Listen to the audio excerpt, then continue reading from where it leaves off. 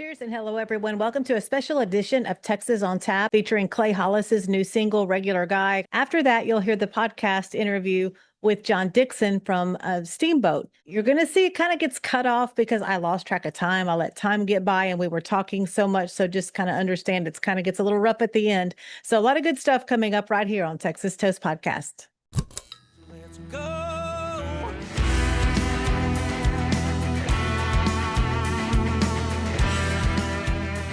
All right. How are we? I'm doing great. How are you doing? Doing well. Just trying to, phone's going crazy this morning, and I was on the. You didn't hear that, but I was on the phone with Jesse Robb Jr. right when I came on, and I was like, Jesse, I gotta go. That's okay. But anyhow, all right. Well, let's rock and roll. Okay, here we go. Clay Hollis back on the podcast and also on Texas Toast Radio. We'll be running this interview on Texas Toast Radio, and the audio and video will be this week's edition of Texas on Tap on the podcast. Clay has a brand new radio single out to radio that is doing amazing, just phenomenal, Clay. Regular Guy, congratulations on its success just here in the very beginning as it's getting going. Thank you so much. It definitely has gotten a lot of love, and I really appreciate you guys playing it and sharing the new music. And I have to probably credit that to us having a very successful single previously with my friend Jesse Robb Jr. coming off of Here's Better on a Boat. And to follow that song up with this new one, Regular Guy, I feel that everyone's like kind of on board and familiarized with my name at least, and they're like, okay, yeah, this is cool, this is good music. So thank you to everyone out there listening. What's really cool is I was looking at the charts before we jumped on here, and you went from 60 to 30 on the Texas country music chart. It was also the greatest spin increase this week, and you're sitting at 48 on CD Extraction Texas. So that's a big indicator. But yes, I do real quick want to congratulate you on Beer's Better on a Boat. You know, that was a Miss Helen song. I'm still playing that one over and over. So congrats on that. But let's go back to Regular Man. And I love the lyrics in there because you start off with, those big high hopes of NFL, the big beach house, having a star on the Walk of Fame, but you just want to be a regular guy, right? That's it. I'm just a regular guy, and I drive a regular Truck. So it's like I feel that the goal of this song was to make it relatable to the common person, and this really isn't. I'd like to say that it's not just for the guys. This is for gals too, and we mentioned that having a country girl in there and stuff, but there's regular gals too, so regular guys, regular girls, wherever you fall. This is meant for everyone, and I hope that people are really enjoying it, and it's a fun song. You can turn it up while you're driving down the highway and sing along. You can turn it on if you're at a dance hall and you can two-step to it. It's just one of those right down the middle country songs that sounds good. Yeah, good job on it. Regular guy driving a regular truck. And I want to talk about the single artwork. I love you, the dog. We gotta have to talk about the dog. Absolutely. That seems to be the reoccurring theme that people want to talk about is the dog. And what do they say? Don't if you work with dogs, they're going to steal the show. Oh, that's so true. So true. Definitely.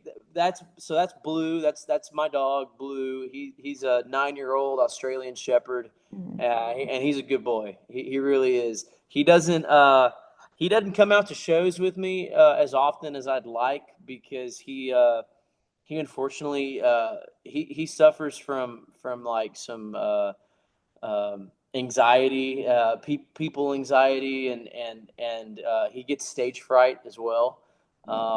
So we keep him away from loud scenarios and concerts. It's just a recipe for not being good. I have a quick story to tell you about Blue that Okay. I took him to a show with me one time, and he does really great. Like he's a people dog, right? And so that's a good thing and a bad thing because you get him around people and he wants to be loved on by everyone. And then you start getting into, he gets the jumps and he gets the zoomies, and next thing you know, he's running around and we can't control him because he's just so overstimulated. But then that all that good fun energy will completely take a 180 turn when the band cranks up. We get drums start banging and guitars start ringing out, and you would think, if you've ever seen a dog get scared from a thunderstorm or Hmm. something like that, and he shoots underneath the table or something, Right, that's right. exactly what happens to Blue, unfortunately. And this one time, we took him to a show, and we fired up the band, and I'm like, "Hey, where did Blue go?" And I, I'm serious. I'm not lying. He was already like a quarter mile down the highway, Oh, running away from oh the no. loudness. So since then, I don't take him to shows because unfortunately those are the things we deal with. So he's a homebody. He gets to stay home and take care of the fort while we're gone, and he's got a self water and self feeder, and he's just the old ranch dog now. So I love that story. And then he's there waiting for you when you get home. Now, do you ever take him on the boat with you fishing?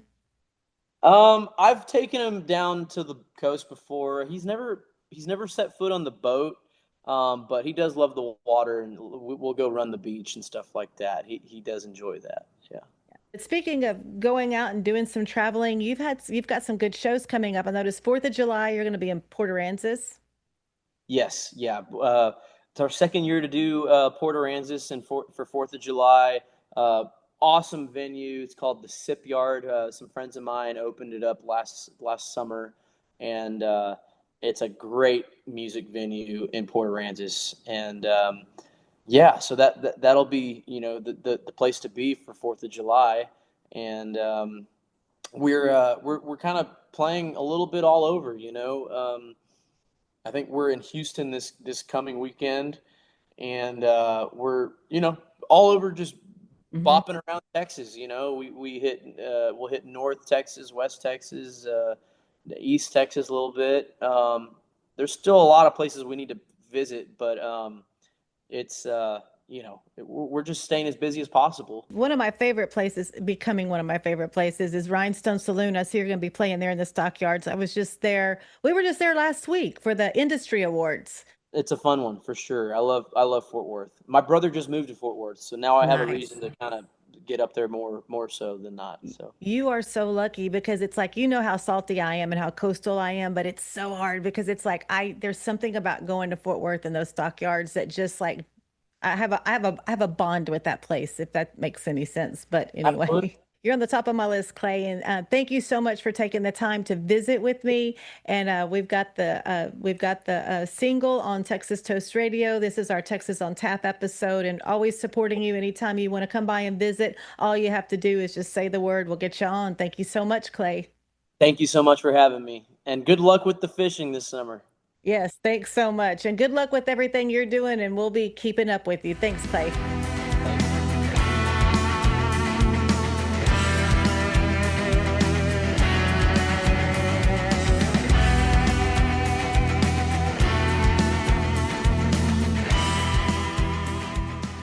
So you were in Bay City, is that Yes. Uh-huh. right? And you were Hmm. in radio for how many years? Oh, close. I started in 96, but close, yeah. And then a few times there I was a little bit out, but Bay City in the Victoria market. I was program director at Kicks 108 for a period of time also. So kind Okay. of down in this area. And you're in Matagorda area, right? I live in Matagorda. This studio is in Matagorda. Yes, No kidding. Well, yes. I run a few cattle in Hallettsville. I'm just a little bit Oh, further north my from you. my So grand my grandma was a Yanak from Hallettsville. that's like a Smith everywhere else. So yeah, the Yes, it Yannicks is. that we have Yannicks that are our neighbors. So Uh-huh. Oh, I love Hallettsville. yeah, it's kind of a neat area, and but yeah, I'm down there quite a bit. When I saw you were from Matagorda, I'm like, I have buddies down there, and I've had some of the best times hanging out in Matagorda, shooting birds and fishing, and Oh, do see, what we do best. we fish a lot. Anytime you come, please let me know you're here. It would just be awesome. I fish a lot. I have caught a lot of I'm in the Dirty 30 Club with the trout. Oh, nice, I've caught nice. quite a few over 30. I like to throw artificial and I love to catch them on top water. Oh, Yes. you're the real deal. You get Love to out there. All fish. right. And Uh, there's a whole group out of here at Matagorda that comes to Steamboat every year faithfully. oh, well, Terry Brahma, I'll start mentioning names, but I've go down there quite a bit and bird hunt. I get to know everybody by first Uh-huh. names, but yeah, I know there's a big music following down there. People like their music and Yes, uh, and we got some big plans now that I finally got this situated here, but with the other stuff that I'm doing. But yeah, we're gonna bring some more music here. It's finally happening because for years that was a big push, and it's just trying to get the budgets and trying to get people to understand. But I think they're starting to get it. So, yeah.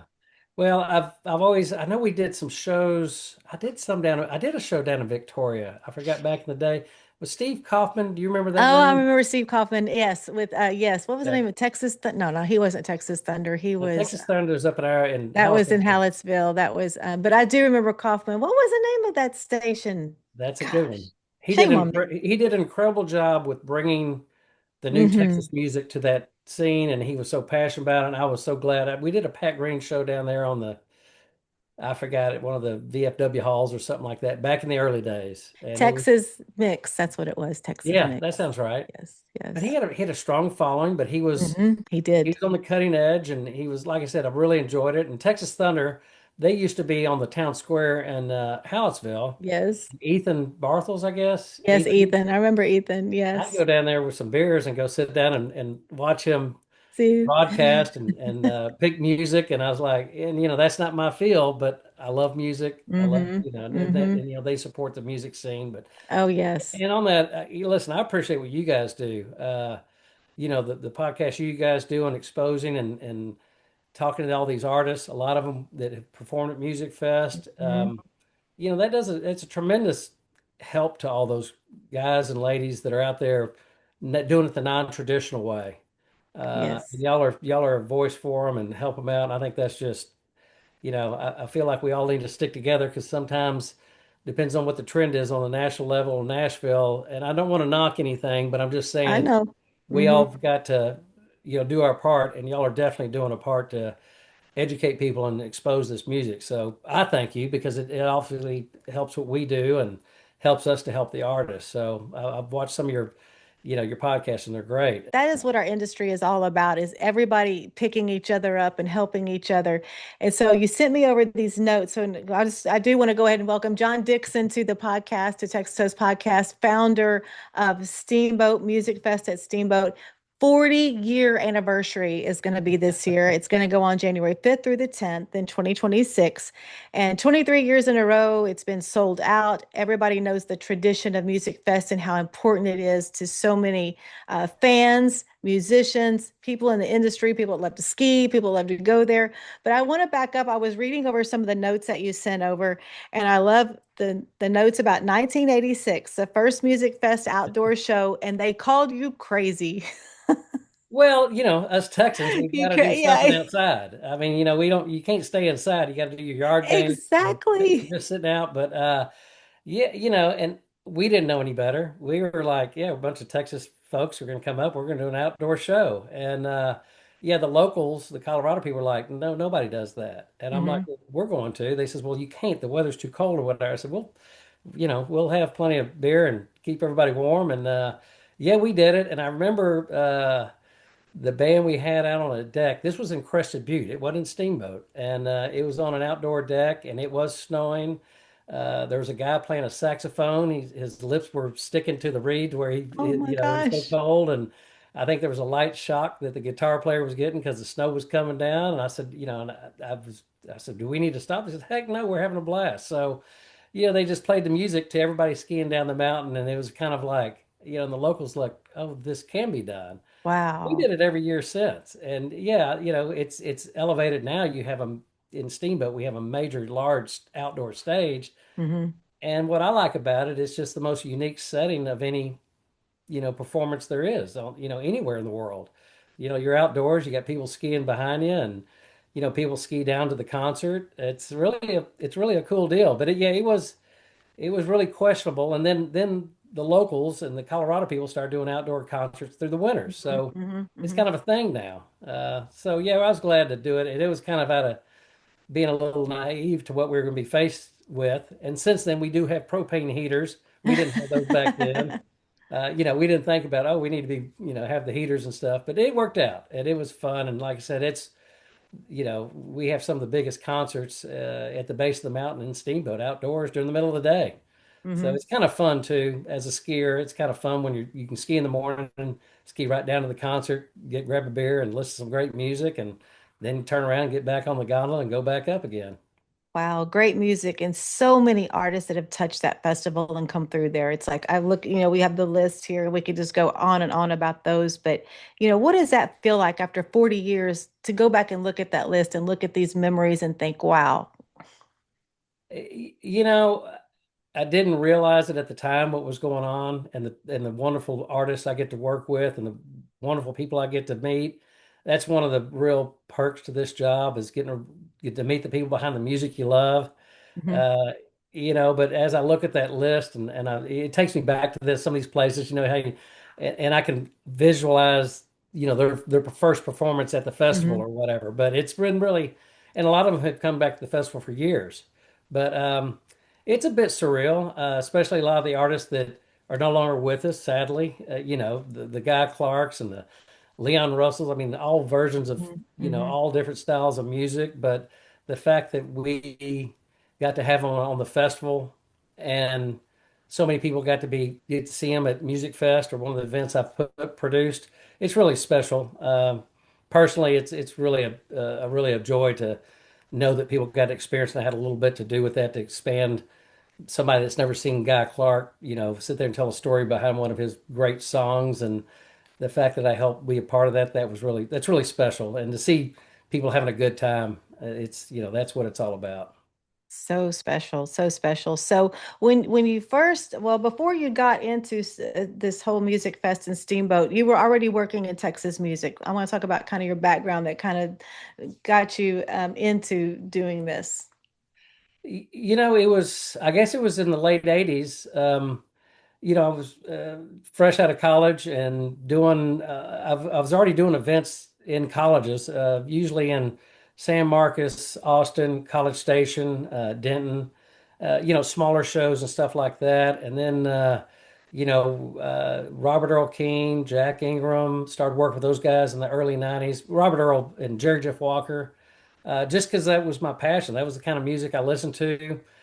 I was a bartender at the Gristmill in Green Hall, so Oh, wow, I cool. got to, I saw this incredible music. It's like George Strait would play there every 2 or 3 weeks, and where I was Yes. like, this guy is completely incredible. Why is he not playing, arenas and things? Well, it didn't take long that he was, but I was like, I didn't realize this music was out there, and to see it in a live venue like Green Hall and be Hmm. a part of that experience was, amazing.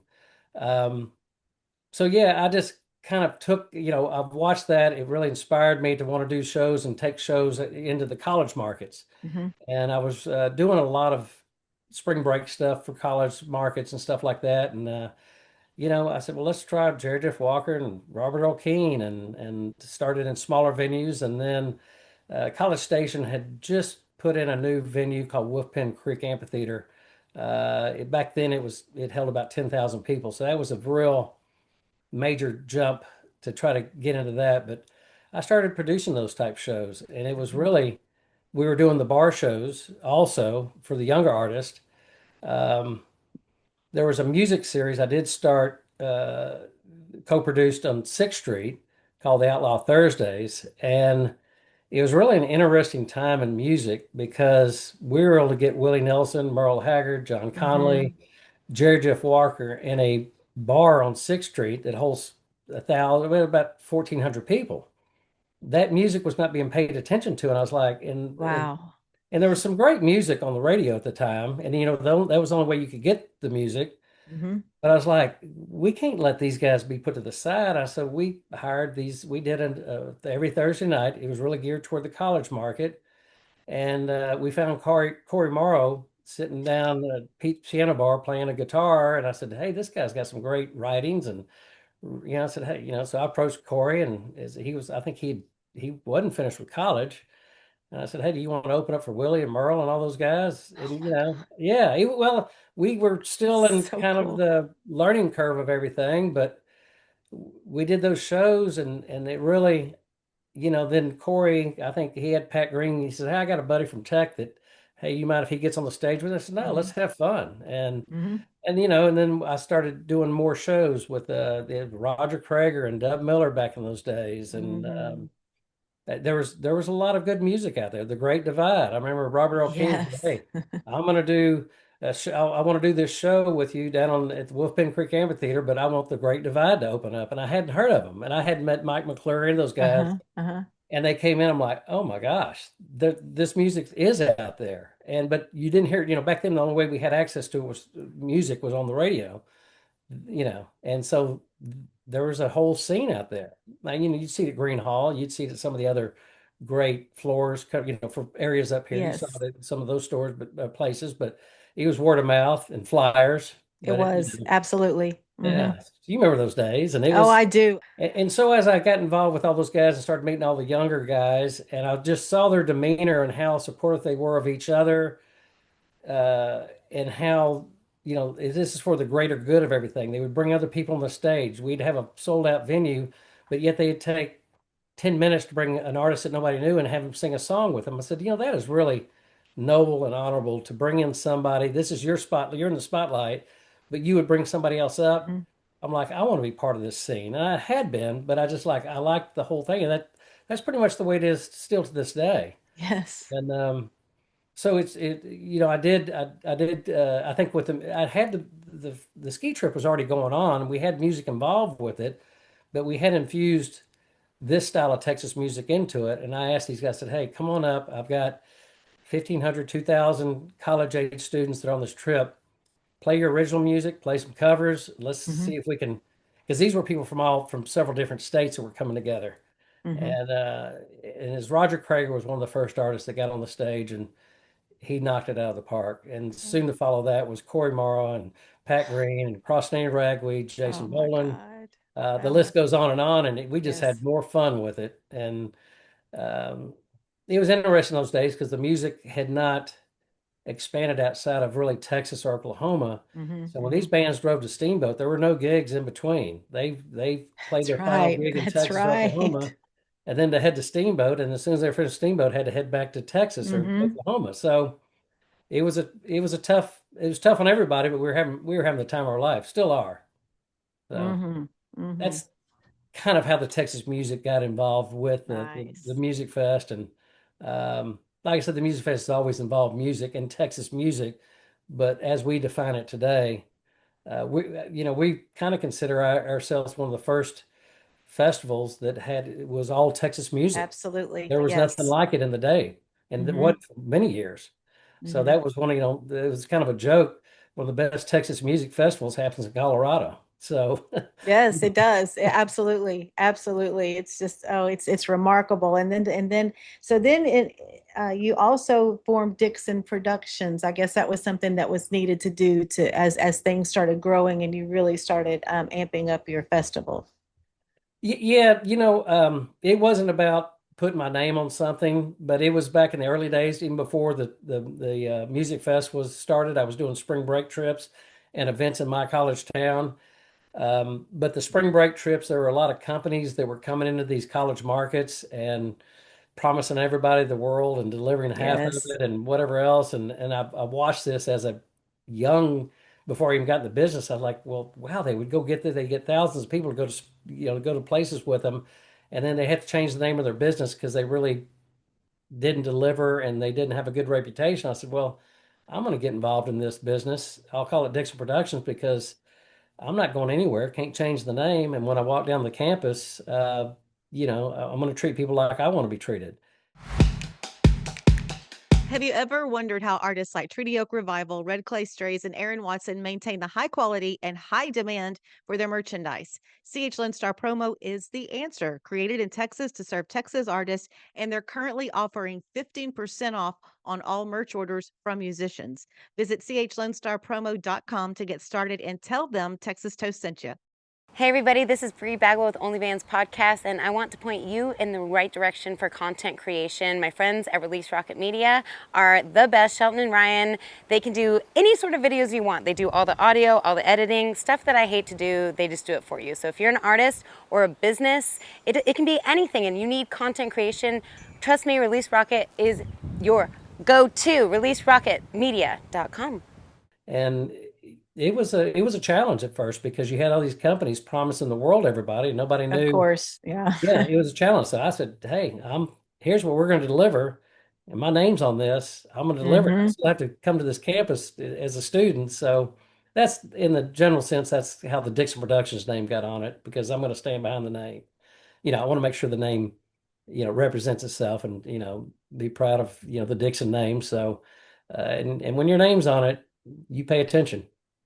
You want to Yes. make sure everybody's taken care of to the highest level, and we did everything we can and still do to this day. It's very, we like to treat everybody personally like they like to be treated. And you can talk to a Dixon Productions, somebody in the office, where to find us, where we office out of and Hmm. so forth. So a lot of Hmm. companies, you don't see that even today, even festivals going on, you try to figure out, well, who's throwing this festival? And Oh, you know the name. absolutely. That is the hardest thing is finding a contact person, finding someone, where are they at? I was doing that over the weekend at a gate.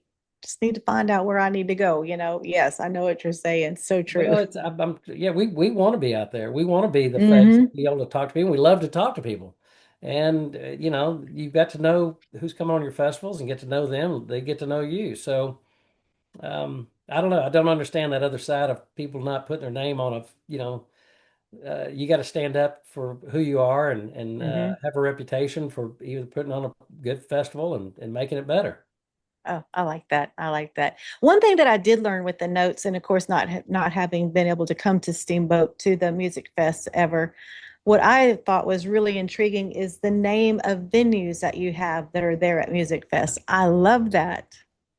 Well, a lot of it's just to have fun. Uh-huh. We're having fun with it and to Hmm. create a that's back to Green Hall. Even before the first note is played in that hall, you already feel it already feels good. Hmm. Then you add music, and so one of the things is with the way we design, outfit these rooms out, for lack of a better term, but we do put a lot of effort into like the Dung Beetle Saloon. Here you've got $100 million hotel, and we're going to put a place called the Dung Beetle Saloon in it. Just having fun with it. Um, but it's a Western saloon. It kind of, we dress it up. It looks like you're back in time, and it's really got a lot of character to it. So before we even hear the first artist in there, you already feel a good vibe in it, and it's really a fun room. You know the and then next door to it, we have one called the Fish Camp. It's it's decorated like the back of a sports fishing boat, and we know that tons of people love to. What's a sports fishing boat doing up in Colorado? Well, Right, right. I love it. you know, um, through our other events that we do, like the Cabo Fest, the big Cabo Fest, Hmm. Hmm. I love going out with my family and friends and going out sports fishing.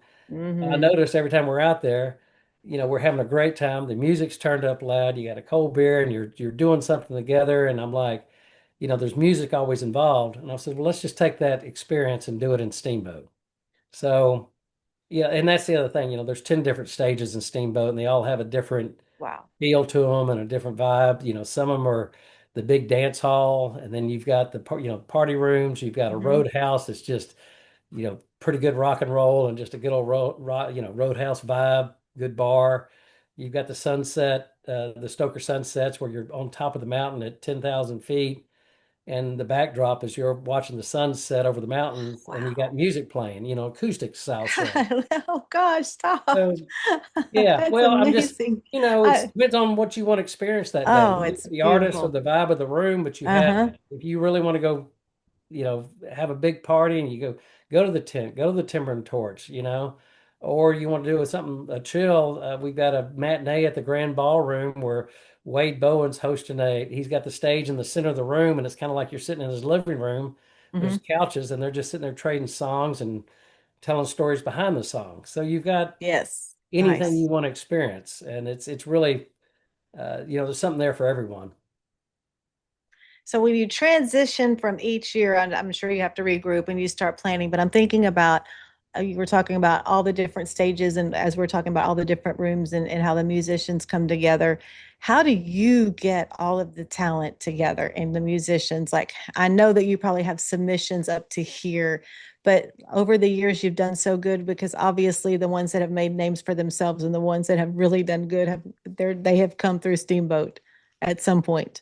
You know, yeah, and it's the one thing is we want to make sure it's the artists that are doing this with the integrity and character of what the Music Fest is, and vice versa. Hmm. And hardworking artists, they're not doing it just to try out to see if they can, hey, I'm going to try this, see if I can try this music career out. If it doesn't work in 6 months, I'm going to go back to my other job. I'm like, well, that's not really the way we approach anything. Right. As in coordinating all the artists, all the different shows. I mean, each venue, like I said, has a different vibe. So we try to match the music with the venue and then also with each other. Who's going to open? It's not, the Dung Beetle Saloon has 12 hours of music. And it's just, so we kind of, maybe one day it's more with a very country flavor to it. One's maybe more of an Americana style. Uh-huh.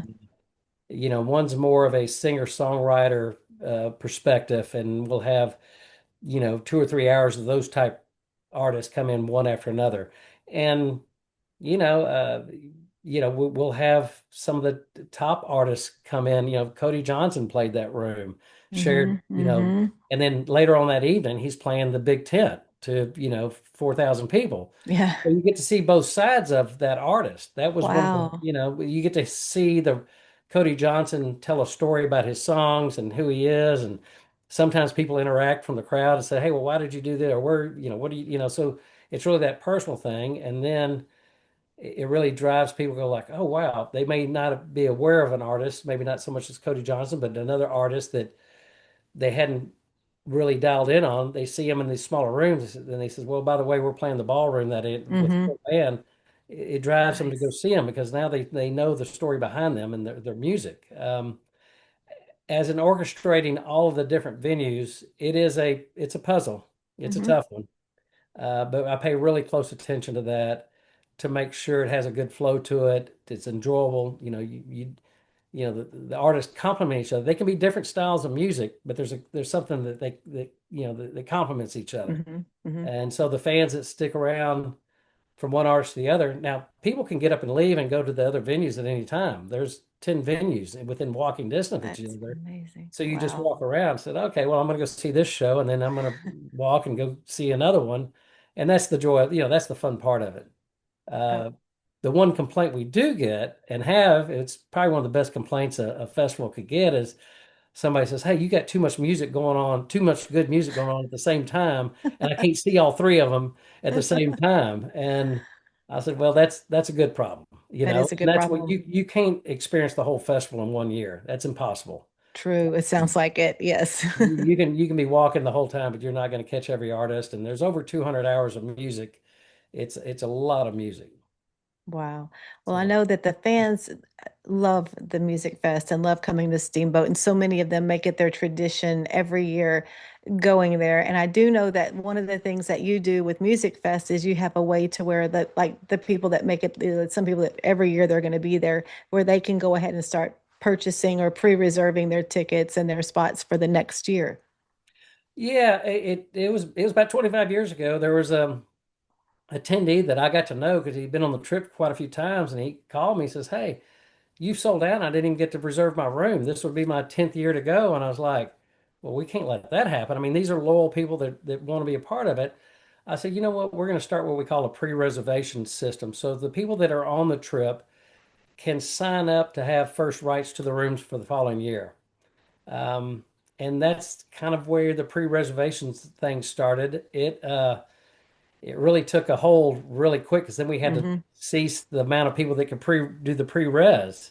It was very complicated and it had growing pains, but there was a time where I think it was the first morning of the festival where we'd allow people to stand in line and sign a card that says, "Hey, we want to be part of the pre-reservations for the next year." Well, people started camping out 24 hours in advance. They bring a case of beer and their pillows, and I'm like, wait a minute, that's not the purpose of this. And I would go down to the line at 10 o'clock at night and said, "Hey, you guys okay?" He says, "Yeah, we want to have first rights and make sure we get on it." And I said, "Well, God, I'd hate for you to stay overnight." And they says, "No, this is part of it. We're having fun." I'm like, "Well, this is not really what it was made for," but people did it. And then once technology caught up where we were able to Yes. do it online and make it a Uh-huh. lot easier Mm-hmm. process. And yeah, you don't go on vacation to stand in line. So That's we were true. able to get around that, but it was a true compliment to the musicians, the festival. We recognize that, but we've got it dialed in now to where it's all online, and it does max out the pre-reservations for the people for the next year. So compared, with the pre-reservations we got from last year, it shows we're going to sell out again for the 24th consecutive year this year. Now, we still leave plenty of room for new attendees to get rooms. So it's not like it's sold out in that aspect. We do leave rooms and availability to where when it opens up to the public, there is a wide variety of lodging to choose from. But once you get on, you may want to pre-res if you enjoy it. And it's not mandatory, but it assures you're going to get a room. And as the more years you've pre-res, you get first rights to some of the, a lot of the high sought out, lodging and stuff. So there's people take a lot of pride in that, and we appreciate everybody's loyalty to the festival and to Mm-hmm. the artist. That's what Mm-hmm. it's all about. Mm-hmm. So And so, yeah. And then you have the Music Fest artist, a tribute to a legend. That's one of the benchmarks that you have also. yeah, we started that in 2001, I believe, and it was back to the story about the artist leaving Texas or Oklahoma and having to drive straight to Steamboat and straight Mhm. back. I said, you know, that commitment, I was really appreciative of what the artists were doing in those days, and still to this day. Although they can leave Steamboat now and they can go play, the Front True. Range, Colorado Yes. Springs and Denver, and then they go to the Midwest and Hmm. Wyoming. That this music's popular everywhere now. But the tribute was just, I said I wanted to put y'all in front of somebody that's influenced your music, why you're playing the style of music you do, the writing, who influenced you. Right. And so I brought Billy Joe Shaver up for the first year. Mhm. And Billy Joe Shaver was such an influence on the music back in those days in the early 2000s. Yes. Yes. And it was in a Yes. ballroom. It was for the musicians only and their families. Well, the participants got wind of it. And they said, well, we want to see this too. So it's a room that seats about 500, 600 people.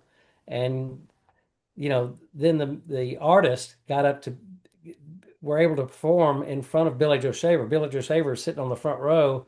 The artist played their favorite songs that he penned and told reasons why, told the reasoning behind the influence that Billy Joe Shaver had on him. And then Billy Joe Shaver got up and sang 4 or 5 songs and preached. It was like we went to church that afternoon. Oh, wow. Love It was it. yeah. The next year was Guy Clark, and then we've had just a tremendous amount of wonderful tribute artists. But it's all based about what has influenced the music we're listening to today. Hmm. So that's That's, kind of, and it's really a popular part of the festival. Um, and it has it's a wide range of music, that we've brought through there.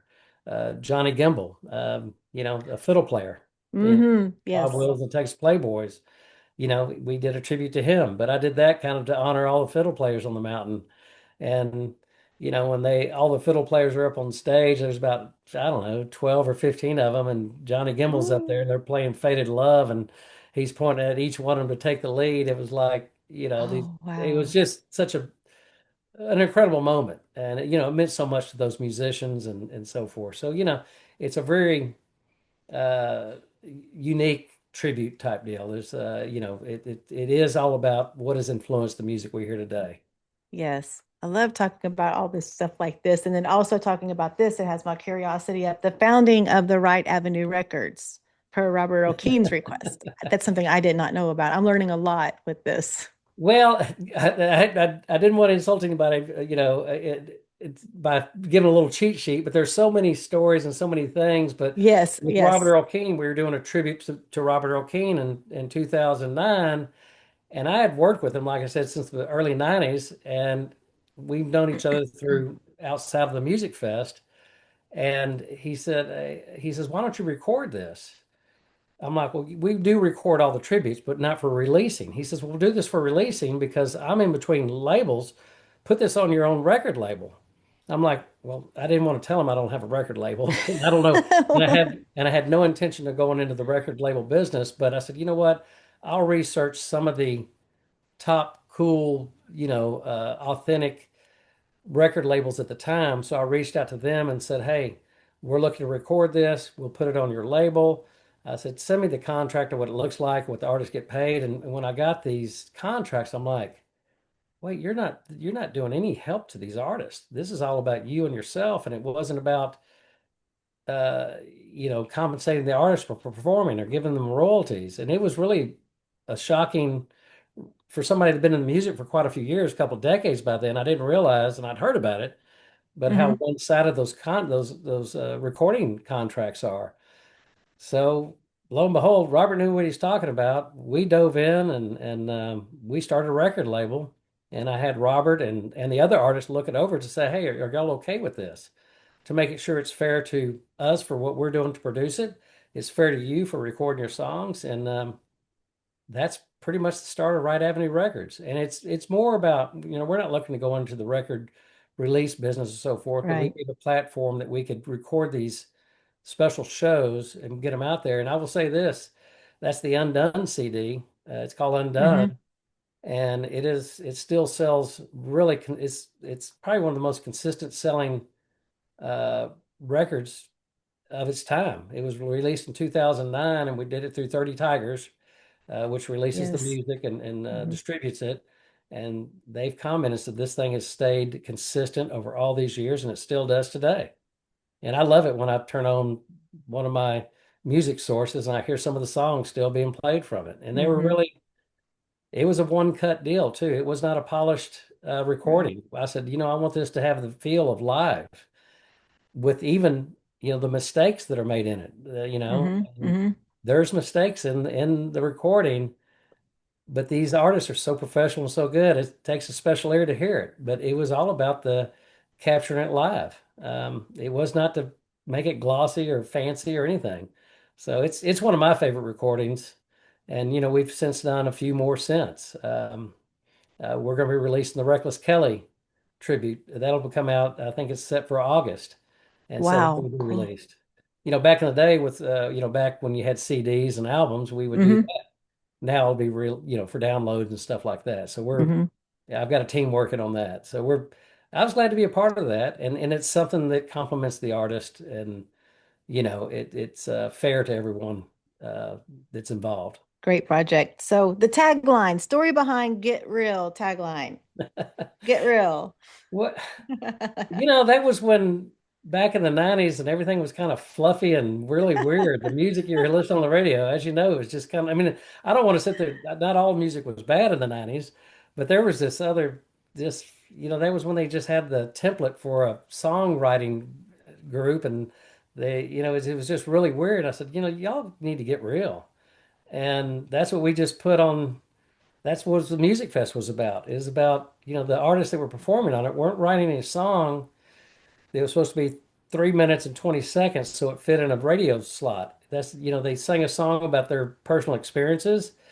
It may have lasted 3 minutes and 30 seconds, or it might Yes. be a 6 minute song. Hmm. Hmm. It was not made for commercial release, but it really it resonates with people. It's about our lives, and it may be the story, the funny story about at the barn, the bar, or at the barn, or Uh-huh. Oh, yes. the dating or whatever else. But it's authentic. It's it wasn't meant to be a commercial release. It's meant to tell a story, and it's real. It's Hmm. genuine. That was another. We tagged it. Hey, get real. This is what the Music I Fest love is, it. and I the love it. sponsors love it. They said, man, that's a great tag, and it's very simple. But it's just to say that we're staying grounded and genuine and true to the music, true to the writing. And and it's really about the people that come to the festival. It's a grounded group. They're really people from all walks of life, but they have Uh-huh. this desire to be around stuff that's genuine and just Right. real, the real deal, real life. Uh-huh.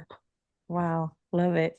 And just all the stuff, I mean, just all the things that Steamboat represents and what you've done in the Texas country music industry. Because, like I said, I've just always been that person, in the background, working in radio every year, begging, can I please go? Can I please go? It's like we don't have the budget. We didn't have a big staff. When you're at a regional radio station, you're not in a major market. Like we're just, we're working 7 days a week as it is. Yeah. So, I'm hoping it only took me 40 years, but maybe this year I can finally come to Steamboat. And Finally. we'd love to have you. There's so many podcasts that happen up there and more and more. And, Hmm. maybe say, hey, let's bring it on the road. Love to have you up there because there is Oh, one thing is you've got 80, 90 artists, headliners. There's about 600 musicians in town. So there's a lot of radio stations, a lot of media, a lot of music industry up there that have access to everyone. And it's not like they're having to jump on their bus at 2 o'clock in the morning and go to the next town. They're staying for the next couple of days. So right. there's always, I can't say you're going to catch them early in the morning, but you'll catch them sometime starting around 10 o'clock or noon, Hmm. and all day long. And it's kind of fun. And it's fun for the participants because the artists are hanging out, walking down the hallway on the mountain and stuff like that. And they're on vacation too. So, uh, but yeah, I'd love to have you up there. It'd be great Oh to man, I'm experience like, it. And yes, that you just have no idea. It's like that's just been bucket list for so long. And well, there was, it was just so hard when you're working so hard and you're in this, like I said, small market, not to feel sorry for me, but I can make it happen now. So it's looking up for me. I think hopefully I you've definitely played an be there. important role in bringing this music out to the masses and so forth, and in a Thank you. genuine way, and through your podcast. And I would like to thank you for bringing on a non-musician onto your program. Oh, well. I'm honored to be a part of that, and I know it's really you're focused on the artists and so forth. I'm glad to have been a part of it myself for over all the years. But as you get to know these artists, Yes. they're just good people, Yes. working, genuine, and extremely talented and creative.